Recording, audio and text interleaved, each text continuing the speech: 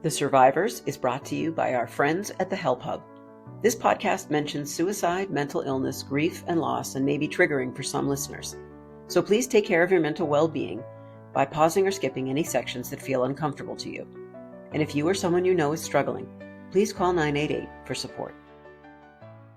So this is a conversation that I think I've been low-key excited to have this conversation in support and recognition of Mental Health Awareness Month, because now we're in that last week of it. And one of the things that we haven't talked a lot about, and it's so important, is self-care. And I know that you and I have a lot that we talk about offline together as far as our self-care is concerned. So it just feels like it makes sense to bring it here and have that conversation here, because there are a lot of things that you do that I don't do, and that now I've started to do, and vice versa, I think. And I think it's just so important. The more that we can share with each other and with our community, the things that we're doing, the ways that we're prioritizing our self-care, I think it just creates a much better foundation for all of us to be healthy. For me, self-care is huge. And one of the reasons I ended up where I did 2 years ago is because I didn't take care of myself. You know, everybody thinks that self-care and self-love are buzzwords, but they're not. You really need to take care of yourself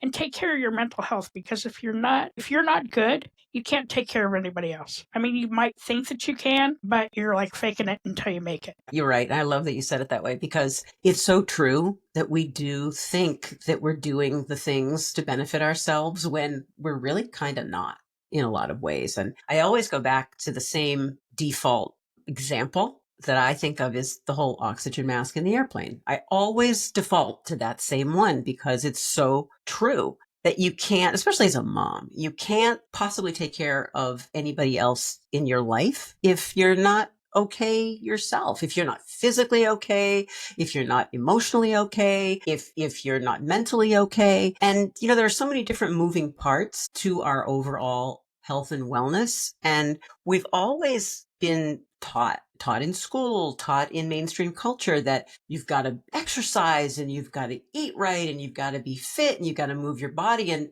all those things are 100% true. But people don't focus enough on the under the hood parts that are just as important, that I feel like society now is just starting to realize, like, oh, we should really be prioritizing the mental piece of ourselves in the same way that we prioritize all the other parts, the physical wellness. Because if you're looking at a brand new car and you open up the hood and the engine is a piece of shit, and it's, you know, it's covered in rust or whatever happens to engines when they go bad, then that car's not worth anything. That car's not going to run. I think I just came up with a whole brand new analogy to replace the oxygen mask analogy. That feels good. Okay. I like that. Thanks. And for me, my biggest thing for self-care was setting boundaries. I'm telling you, life-changing.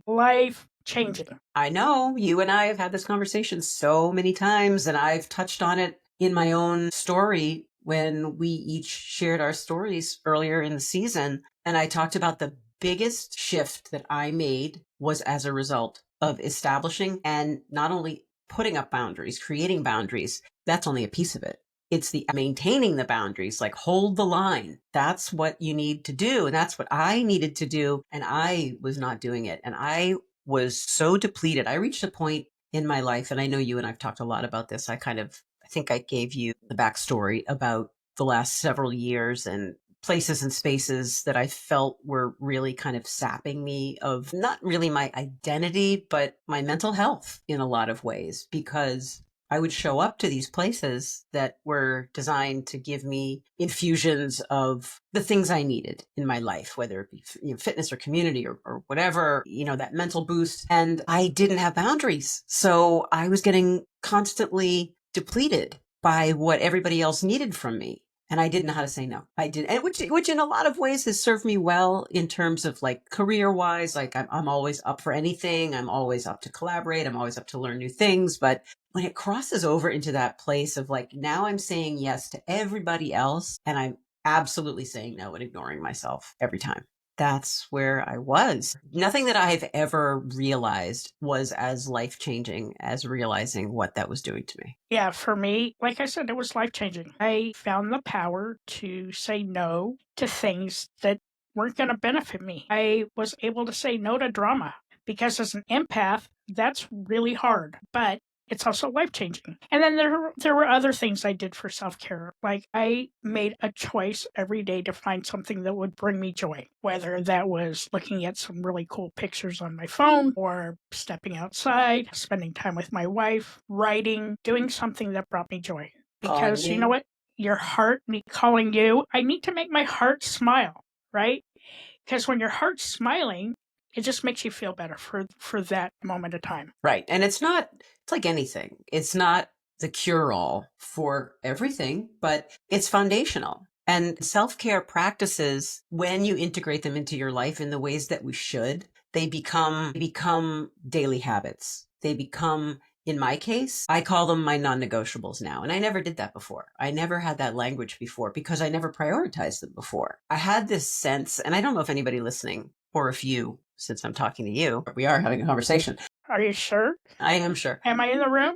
You're in the room, sort of virtually. But I feel like one of the issues that I had that really kept me from creating boundaries and doing the things that were important to me was that I think I was really afraid that it would be a bad reflection on me as a human, since my nature is to be there for people and to help people and to support people. Like if I didn't show up, or I said, I'm sorry, I can't make it. I can't help, or I don't have the bandwidth, or I'm just not available. I felt incredible guilt even thinking those thoughts, which is why I never actually acted on them. I never actually said, oh, I can't show up or I can't do the thing, because I think I just felt like somehow it was my responsibility. I have a way overdeveloped sense of responsibility. I always have. And I know now, as a result of therapy, thanks to my amazing therapist who I love and adore, for helping me to figure out where these parts of my personality come from. And as you know, as a little kid who was an only child who lost a parent when I was 10 years old, you just want to make sure that you're doing everything in your power for the rest of your life to be the goodest little girl that you can be, to make sure that nobody leaves. And that was like at the root of it. And it actually makes me want to cry right now, because that was who I was under the surface for most of my life, who I've been. And I think that other people probably feel that way. And what I've learned is that just because I say, God, I'd really love to help, but I can't get there, can't do the thing, doesn't mean I'm not going to show up for you in other ways. It doesn't mean I'm not still as committed as a friend or as a support system. It just means that I just need to prioritize either myself or something else. And it's as simple as that, you know? 100%. And it's hard. And I think if you start the practice earlier in life, it gets easier to do that. But I didn't start that practice until I was 59 and a half. And man, I wish I would have learned about boundaries and the power of saying no so much earlier in my life, because I think I would have made different decisions, or maybe better decisions. But I think also part of self-care is giving yourself permission to laugh, right? Joy, laughter, smiling, giving yourself permission to be like, hey, you know what? I'm going to take a me day instead of a you day or an us day. I'm going to take a me day. I actually had to do that this week. I had to give myself a me day, probably because I had food poisoning and, I needed some time to reflect on what the fuck I ate. But you know what?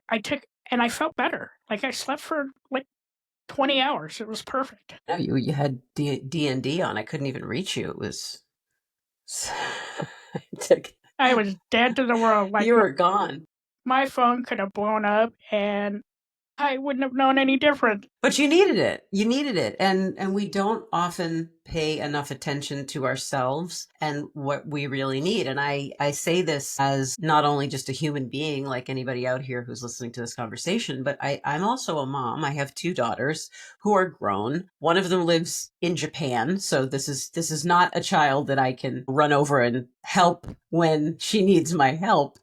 It either has to happen over a FaceTime call or a phone call. But I do have another daughter who lives 4 miles away. So it doesn't matter how old they are. They're still your kids. They're still calling. They still need you. You're still expected to show up. And that's what I would always want to do. But it's hard. It's really hard because you wear all these different hats. We all have these different hats. We're wives and we're friends and we're coworkers and we're daughters and sons and parents, and it's a lot. And there's a lot that is expected of us every day. And we don't often factor our own selves into the equation. And I know that I haven't. And I have the same regret in some way that you do about not figuring all this stuff out sooner. But it's a cultural thing too. Like our culture is so hustle, hustle, hustle, hustle, go, go, go, go, overachiever. And you get caught up in that. And to consider yourself among all the lists of things that we have to consider every day, because it's easy to ignore what we need ourselves because we're going to tamp that down and, not let it out. We're just going to accept the fact in a lot of cases that we can't do the things that we need to do for ourselves, but we would never say no to somebody else, which I just think is so ridiculous. I look at it now. Don't you think it's so stupid? It's so stupid. I But know. you know what's funny is like I started making like a task list every day. So every other item is a self-care item. Okay, did I drink water? Did I get up and walk around my office? Have I gone to the bathroom? If it's nice enough, have you gone outside today? That's what I do for myself. So like a one item is something that like I need to get done for my business. And then the next item is what am I going to do for me? Or what can I do for somebody else that's, going to help them, but it's not going to suck the life out of me. Those are things that I've had to reteach myself or relearn because I was never taught to me. So we go back to that conversation of how mental health, we didn't learn about any of this in school. We kind of like just went through life, but like, hey, we're good. We're going to shove that shit down until there's no place else for it to go. But then I wake up on Christmas Day and I'm like, I'm done. I'm totally checked out. But then I start going to therapy. And it wasn't until my third therapist, speed dating my therapist, until I got to my third therapist that it finally made sense. Set the boundaries. Put yourself first. Do things that bring you joy. Learn how to ground yourself. And still be a good human. And like I can do all that. I mean, some days I'm a little rough around the edges. You know that all too well. Well, you're just so soft and perfect. I am not. Ask my wife. I am not soft and perfect. I'm 4'11". I'm that little garden gnome that kind of just pops out every now and then. Hey, I'm here. But I want to make sure that people understand it's really important to take care of yourself on a daily basis. Like lift up the hood, take a look on the inside. Are you okay? Because if you're not okay, you really can't help anybody else unless you're okay. The other thing I do too is I do a lot of journaling because I really want to take the shit that's in my head and put it someplace else. And that has been a huge help. So like for me, my self-care is journaling, boundaries, laughter, and finding my joy. Struggling with your mental health, feeling lost, overwhelmed, or just alone? Well, you're not. Welcome to the HelpHUB, your online destination for mental health resources, content, and tools to help you navigate whatever mental health challenges you are facing in the moment. At the HelpHUB, we offer individualized resources tailored to your unique needs and community, with over 16 different categories to find exactly the kind of personalized help you need when you need it most. Because even though we all deal with many of the same challenges, we don't always experience those challenges the same way. So whether you're looking for crisis support, downloadable resources, or an extensive archive of mental health-related articles and videos, we've got you. From episodes of the Survivors podcast for suicide loss survivors and lived experience blogs to interactive tools and professional connections, the HelpHUB meets you where you are and helps you move forward with strength and support. Remember, you don't have to do this alone. Visit thehelphub.co today.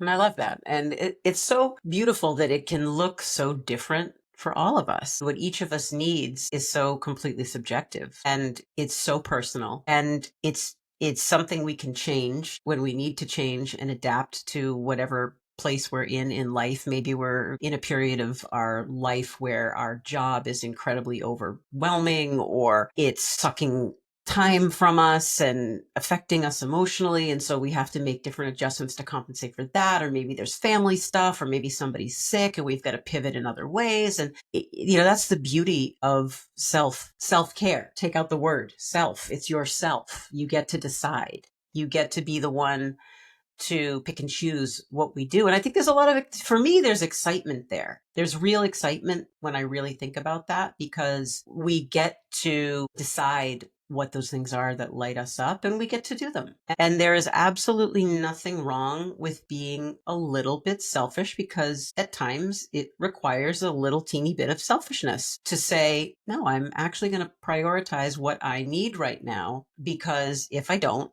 I might not be okay. And when you think of it that way, it becomes like that's your priority. Because if the alternative is I'm not going to be okay, I'm not going to be able to function, I'm not going to show up for my family, I'm not going to be able to do my job, then it becomes so important that we listen to ourselves and we have that internal dialogue, and that you say to yourself, like, okay, like that was a really stressful call I just had and I'm feeling a little fried. I need some nature therapy. Because I know for you, one of your self-care pieces of your puzzle is nature. And I love that, because you'll dip outside and take a drive or take a walk, and that's what works for you. And I love that we each have those things that we can pick and choose from our little toolbox of things. I think the other thing that people can put into their toolbox, and it's hard at first, is stepping away from technology, whether it's for an hour, 2 hours, a day.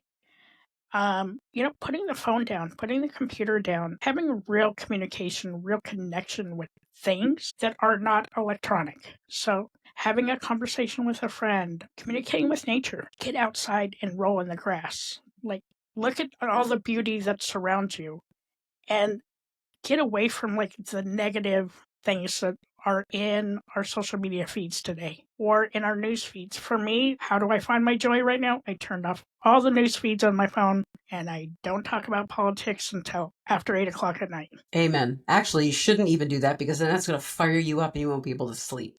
Now, I take a couple of gummies to go to sleep now. So whether I'm fired up or not, once those kick in, we're asleep. Yeah, I'm really glad that you brought that up, because I think that our collective self-care as a country, as a population, is really being compromised by what's going on in the world around us. I mean, people are so divided and so hostile in so many cases. And I know for myself, I have that same feeling about the news media right now. And I know Dave does too. So I think about this time last year, the whole world was glued to a TV, and everything was so necessary. You felt it was so necessary to be part of that global conversation and what's happening in the world and what direction will it go in. And it was pretty tenuous. And then all of a sudden we've got the outcome of our political future for the next bit of time. And it's been hard. It's been really hard. And for me,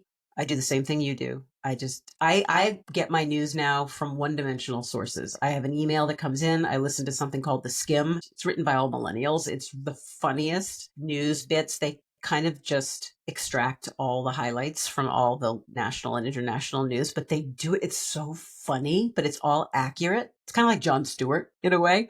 And it's quick and easy. I can read it in 5 minutes. I know what's happening in the world, and I don't need to turn on the TV set.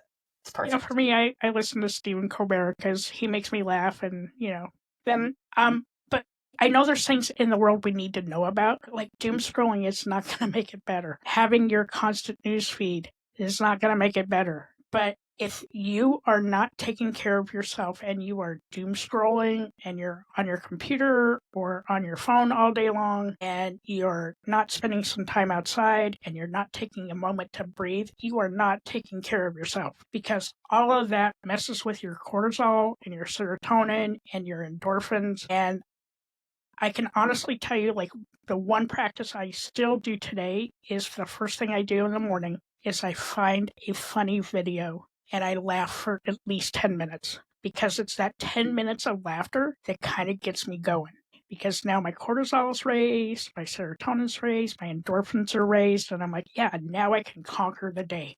But I just need that first 10 minutes of laughter and I'm good to go. I love that. You'd laugh at me if have I ever told you what I watch when I'm scrolling around, when I just need to do something mindless. Sometimes I won't have the mental capacity to pick up a book and read. Like maybe I've just been working all day and I'm at my computer and I'm just fried and I can't pick up a book even though I want to. So I just watch my funny little cat and dog videos, and my family makes so much fun of me, and it's not fair because they're so funny and they're so cute and all the little videos, and I'm constantly sending them to my kids, and they just ignore them most of the time. But for me, that's what brings me just some mindless entertainment. I'm not looking at what other people in the world are doing necessarily, and not comparing myself to other people. And I don't go down that road. I go down the whole cute puppy and kitty video road. That's my safe place. I'm not far behind you. I'm baby goats and raccoons. I So, love baby penguins, though. You sent me a yeah, baby penguin meme the other yes. day that was very adorable. It was adorable. Yeah, like because you know what? They're not humans and they're just cute by nature and they do funny little things that make me laugh. And then I just feel better. And I'm the same way as you. I must have sent that little meme to like 40 people. And they're like, oh, this is so cute. And I'm like, see, it made you smile. And that's all you need. That's really all you need. You talk about what you do first thing in the morning.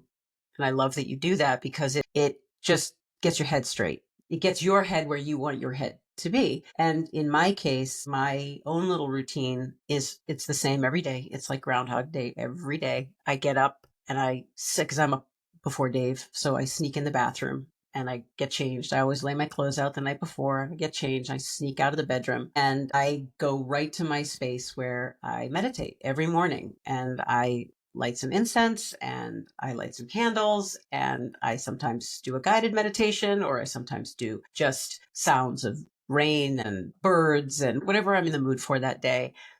And I just take those 4 minutes, 10 minutes, 12 minutes, if it's a day I can devote a lot of time, and I just empty my head, completely and totally empty my head. Because you know me, you know that I'm up like 65 times at night, most of the night. So I've constantly got all the things, or the loops are playing in my head. I can't stop them. That's just how my brain works. And in the morning, the way I stop it is just to meditate and just empty it completely out and set that intention for the day, so that whatever fills my head from that point, like I can handle that. And for me, now that it's warming up, I'm gonna start going back to the gym.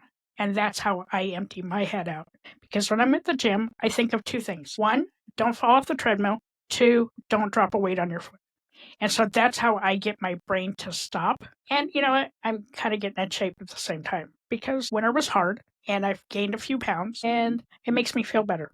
Yeah, I mean, that's the key to all of it. It's what makes you function best, what makes you feel best, what makes you show up in the world as your best. And I mean, this is where we close out Mental Health Awareness Month. And I love that we're closing it out this way because it starts with taking care of ourselves. And like you said, you're 61 years old and I'm 56 years old, and both of us have had this epiphany with things like boundaries late in life. It's never too late to just have a mind shift. It's never too late to say, okay, I've neglected this part of myself for a really long time, and I own that.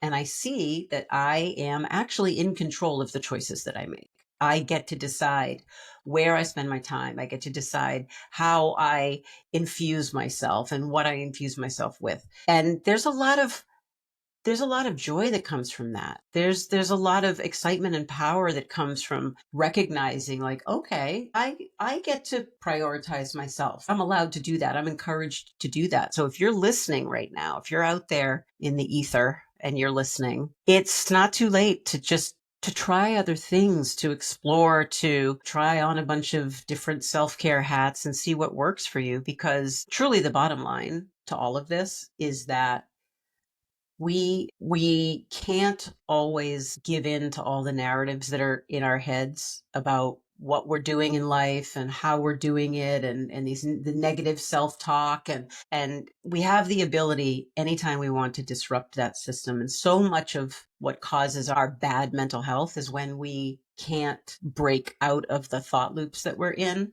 And when we can't break the patterns that we've created for ourselves, and in a lot of cases, those patterns can actually be self-care patterns. So we are here to say that you can do anything you goddamn well want to do for yourself anytime you want to. Look at, you're using emojis.